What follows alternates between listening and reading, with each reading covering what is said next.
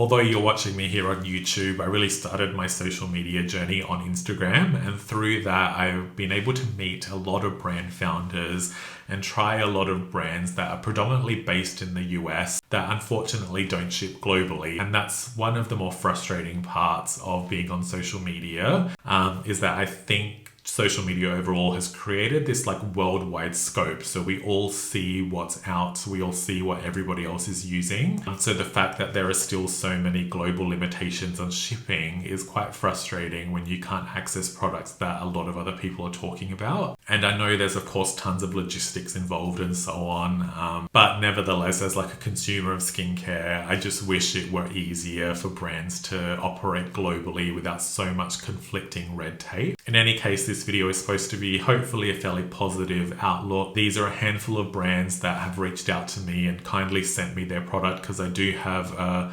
reasonable audience based in the US. But because of that, I just wanted to share the brands that have stood out to me that I wish were available globally, and I hope to see them available globally sooner than later. So I wanted to start with Prequel, which is probably the brand that I hear most about in my own comments. This is the brand from Dr. Sam Ellis. I think what they've done really well is just create accessibly priced products with really large volumes. So over in America, it's now available in Target. So imagine just being able to walk into a Target, these products are, $15, $20, whatever the price points are, and being able to get like really good quality formulas. And they're relevant in the sense that I think they blend a little bit of like cosmetic flair with a dermatological vision. So it's just quite a good combination. Prequel actually has quite a wide range of products now. They have expanded very quickly. I believe some of their products are white label, like their new Ectoin, which like is not my favorite thing to see. But because the price points are so good, it's also something that I don't significantly care about. And for standout products, I would say their skin protectants are really probably my favorite products they make. So they have like a glycerin-based formula, a dimethicone-based formula, and also a petrolatum-based one. So if you're really trying to manage skin irritation and that kind of thing, they have just a wide range of textures and options to suit everybody. And the new Ectoin product also has urea in it. So I think that's a really good example of more of a modern approach to skin barrier repair. That also is available in Europe under a different name that I'll throw up on screen. So if you live in Europe and you have access, then you can get the same formula in a lot of different countries. But yeah, I just find Dr. Sam to be a really thoughtful example of a dermatologist on social media, I do criticize a lot of derms quite regularly because I think too many of them just lean into a level of advertising that is disingenuous. But I think Dr. Sam is an example of someone that is able to capitalize on her place in social media without necessarily sacrificing her medical credibility. A few other examples of derms that I enjoy and hopefully one day we see brands from would be Dr. Dre. She's a little bit more savage, but I really enjoy her thoroughness and just unapologetic nature. She's, I think, a true individual, and I'm a big fan of Dr. Mark Strom as well. I find him to be extremely trustworthy. Next up is Educated Mess, which is a brand from Alex, who's also on social media and has become a friend of mine. I hadn't tried Educated Mess for the longest time, even though I had been talking to her on Instagram DMs for a while. But she sent them out and I've just started incorporating them, so I haven't used them thoroughly and I don't have tons of feedback to give. Alex actually came to Melbourne in November, so I flew down to see her, and it was just really fun being able to pick her brain and understand the like ethos of the brand. And Alex is quite a chaotic personality, so if you've ever watched her content, you'll know she definitely doesn't have a calm demeanor. So I kind of felt bad for her because she was stuck with me and I was such a boring person. But she is a really like vibrant personality that it's quite contagious to be around her. And the way that I kind of think of Alex is that she's somebody that really has like a fetish, like a true fetish for proper cosmetic delivery systems. So it's something she's always pointing out in cosmetic formulations. And it's like an Educated Mess is the type of brand that you'd achieve without corporate limitations. So often in a corporate scenario, they have to hit budgets and, targets for how much they can spend on a formula versus marketing. Educated Mess is like whatever Alex wants to put in goes in, and you just get this theatrical result out of the products. It is quite a thorough, like chaotic blend of things, but ultimately the actual resulting products are still very controlled and of course have an intentionally designed approach to them. I think probably their most well-known is Golden Hour, which uses gold stabilized vitamin C. And more recently, they've got their freeze frame peptide moisturizer, which I think uses diamond technology to also help deliver peptides into the skin. Just going back to Prequel quickly, the glycerin skin protectant, which is the skin utility gel, I actually think makes for a really good eye cream. So if you feel like you have dry eyes regularly, I'm pretty sure this is a tip that I picked up from Dr. Dre, funnily enough, is applying a layer of this that I apply quite thick like a mask. Really works well to help ease and rehydrate the eye. Now, Educated Mess has slowly started its international expansion. I believe they ship a couple of the products to a lot of countries in Europe,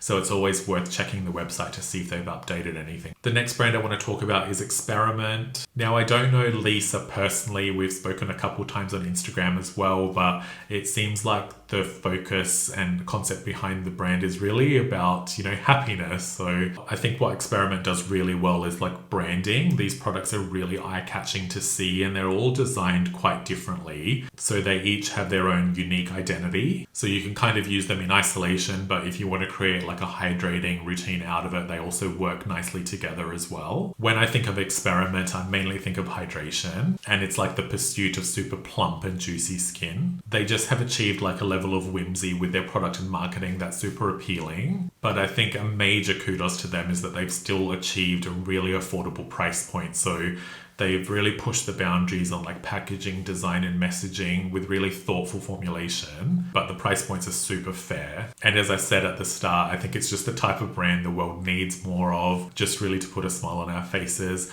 I kind of see them in a similar light to Glow Recipe, so I hope they're able to achieve the level of fame and notoriety of Glow Recipe as well. Experiment, I think, is probably a little bit better. Next up is a brand called Dermwel, which is founded by I don't want to get the title right, a chemical and biomedical engineer. Sarah, I also sometimes interact with on Instagram, who's super passionate just about skincare and has so much like genuine knowledge. This is their first topical serum, which is called Daily Dose, and it blends a lot of acids with antioxidants and hydrators. So it's made to be that type of like one and done product that's all inclusive, targeting kind of congestion and refinement while also protecting the skin. I think it's probably the type of product that is ideal for people with more active skin where they're still concerned about breakouts and congestion, but even things like texture and enlarged pores. Daily Dose targets what the brand calls the texture trifecta, a buildup of dead skin cells, excess oil production, and also general redness. Dermwel actually offers a line of towels as well, and these are super plush and great. So if you happen to be shopping the brand, I highly recommend picking up one of their face towels. I think they use like some sort of antibacterial silver weave, or I don't know, you have to read the website for the full information.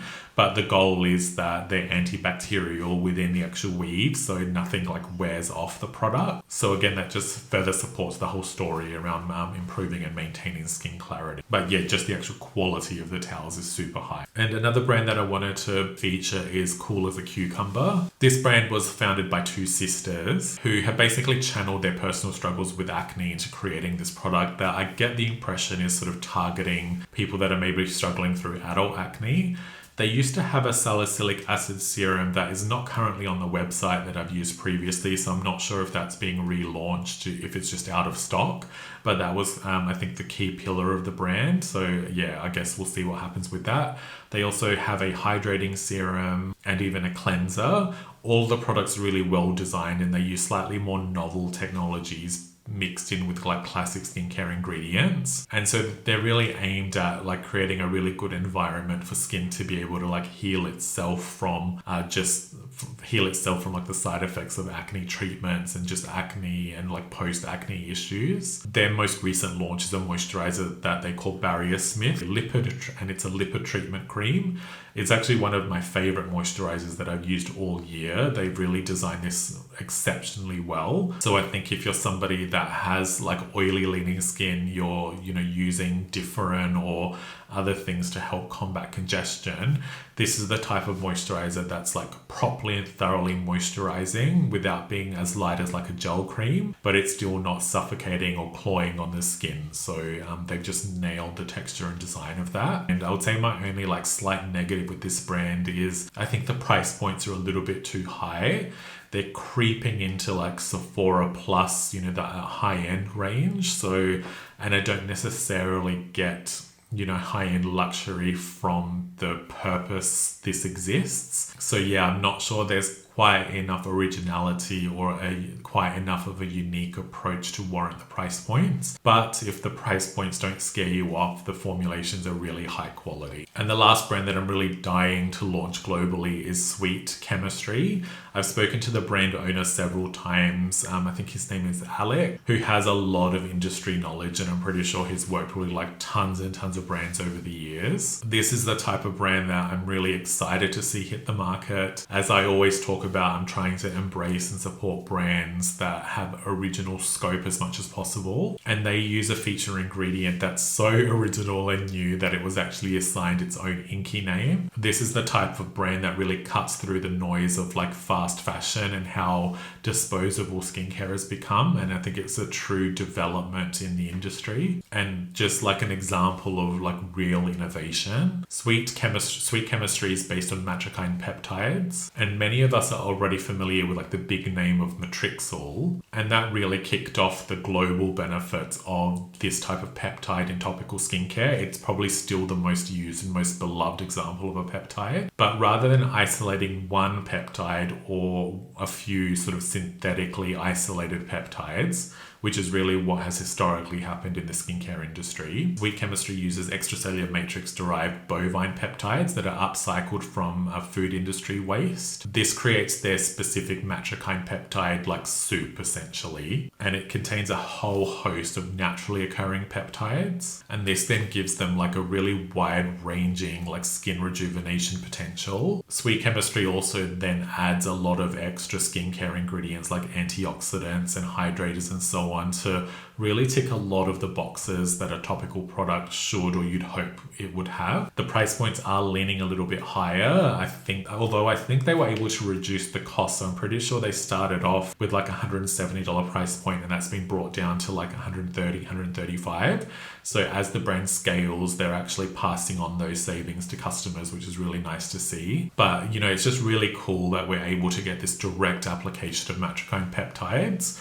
And the brand is investing a lot in genuine like research in this field, and also putting a lot of effort into packaging and ensuring stability and all the things we want to see from a brand. This comes across like a labor of love and a labor of true effort. And this is the type of business that I just really wish would flourish, but obviously skincare is a business, but I think you can still be a business but still push the industry forward. Two products that I've tried target more dry skin. So this is the O2 Lipid Cream, which is a bit of like a richer serum. It's kind of like an emulsion texture.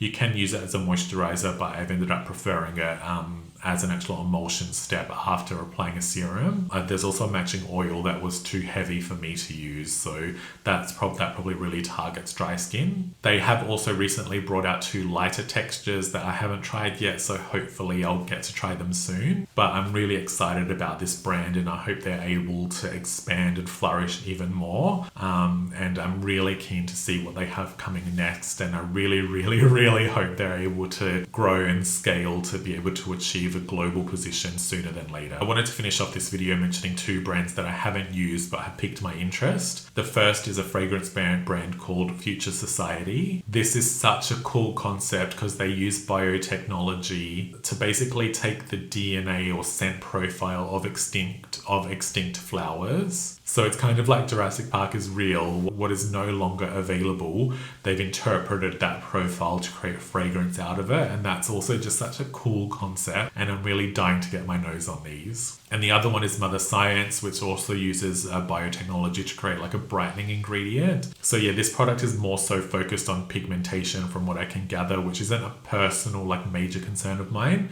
But of course, any brand that's developing novel things is always super interesting and exciting. The only thing I don't like about Mother Science is they still have a lot of like the free from nonsense on their website.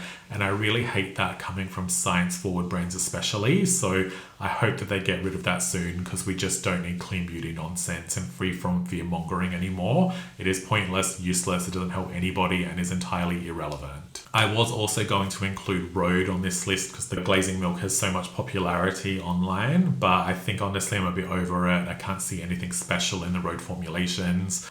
So yeah, that one I'm just mentioning in case any of you love it and I need to try it because I haven't yet.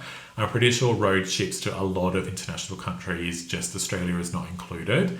So we'll see if they ship here soon. Anyway, that's the end of this video talking about my wish list of US brands that I wish would expand globally soon. So I'm curious to see which ones we'll actually see on shelves everywhere at some point. If you have your own favorite brand that doesn't ship everywhere, I'd love to hear from you. I'd love to hear your own list. Thank you for watching. Please don't forget to like and subscribe. I'm also sorry if you can hear random running water in the background. I think my neighbors are doing something outside. But anyway, yeah, thank you for watching. I'll see you in the next video.